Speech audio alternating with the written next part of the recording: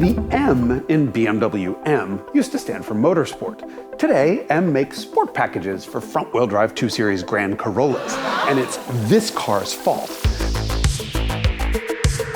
You thought the quickest way to burn cash was to go racing. No, the fastest way to bankrupt yourself is to spend a fortune developing a race car that's not allowed to go racing. The M1 may look like a road car, but it's not.